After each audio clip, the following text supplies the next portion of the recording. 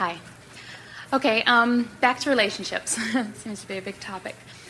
My question is, I want to understand a little bit about how the universe orchestrates events. It gives you what you expect. Next. Okay. I was in a relationship, and and I do see that in relationships I have this thing of I don't expect them to continue long term, like the other person that was up here before, and that happened. It was a relationship that was going really well. Well, the more you talk about it, the more you escalate that vibration. Okay.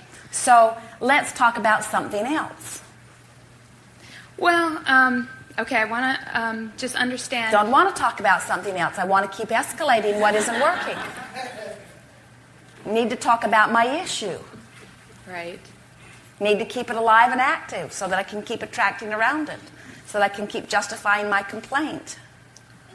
You don't mean to do it. No. But you are doing it. Mm-hmm. In other words, when you continue to talk about what is and how you feel about it, you continue to keep active in your vibration that. So people who are really wanting long-term relationship don't have access to you because you're offering a vibration that is different from that. So do you need to take the subject of relationship and think about it in a way that will allow a long-term relationship? Well, that would help, but you don't have to do that. You could just think about the other things in your life that are working, or you could think about anything other than what isn't working, and you could open your vibration and allow a long-term relationship.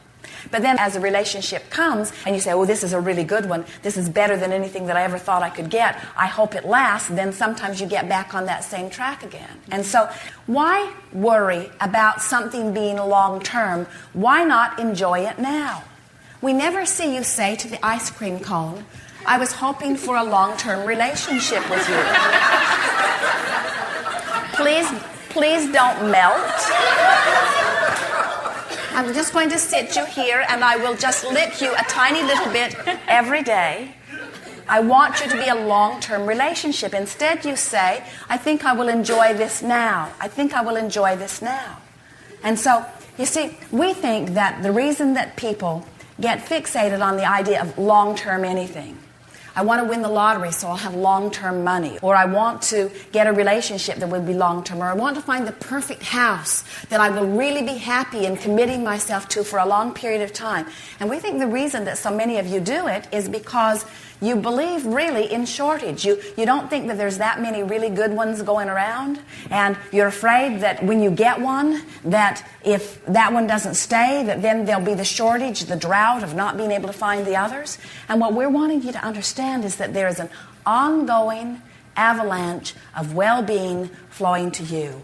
And you don't have to take a little piece of it, no matter whether it's a relationship or a piece of money or a house or a piece of property. You never have to take hold of a piece of it and say, I've got to protect myself, I've got to hold this, because if I don't protect it, then the well-being's going to get away from me and I'm going to be left in a drought or with nothing. Because universal forces are hearing your desire and are keeping the reservoir of well-being flowing to you at all times. If you are not worried about it being so long-term, more of them would be.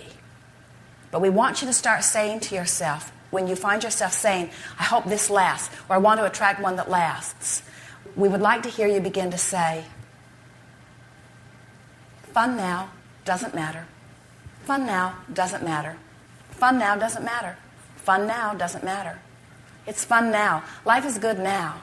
Doesn't matter. It's fun now doesn't matter. Fun now doesn't matter. Esther plays this game where they'll get into an RV park or into a city like San Diego.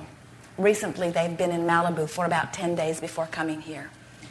And every day they walked, they enjoyed the ocean, they saw hundreds of dolphins jumping right outside their window, and 2 big whales.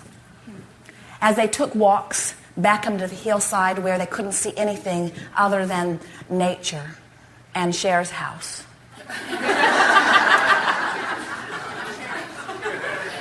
They felt exhilaration at the perfection of their time.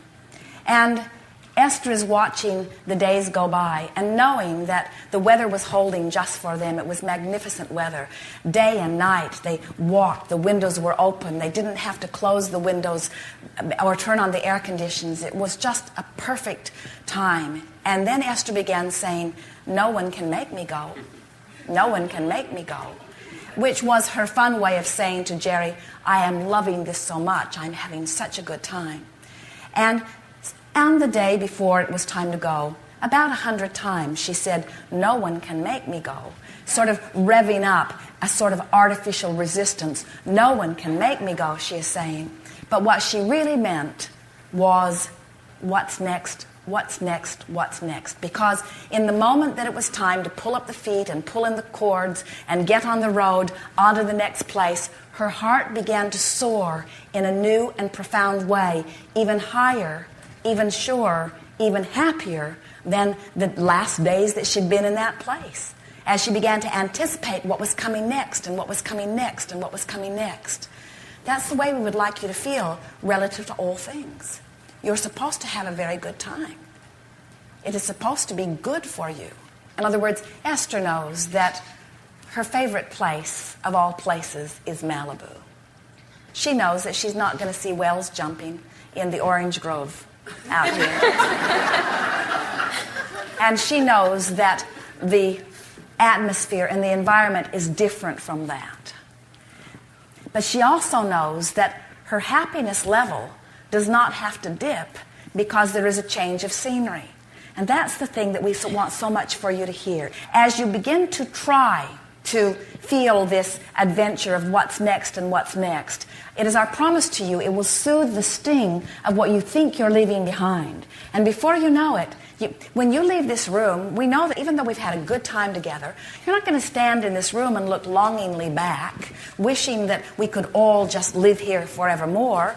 You're eager to get on with what is next. And when you adopt that sort of attitude about relationship, before you know it, you'll find yourself in a relationship that feels good, that feels good, that feels good. Don't misunderstand. We're not saying to you that you should just keep moving from person to person to person to person to person. We're saying that the attitude that it's good now and the attitude that it will continue to be good, or the attitude that it's going to get good, or the attitude that good is coming, is the attitude that keeps you in the place where you let in the good that is lined up. We wish that you could see, from our vantage point, what's lined up for you. You would not be crying.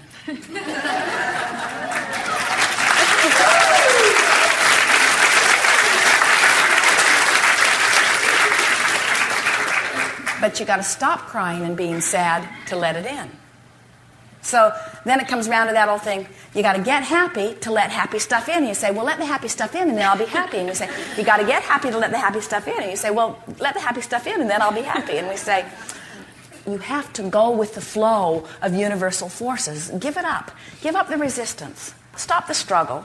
And start having a good time. And stop making such a big, hairy deal out of everything. Not just you, but all of you. In other words, stop making big things out of little things. Relationships are not the big thing that you make them out to be. It's an opportunity to experience more of who you are.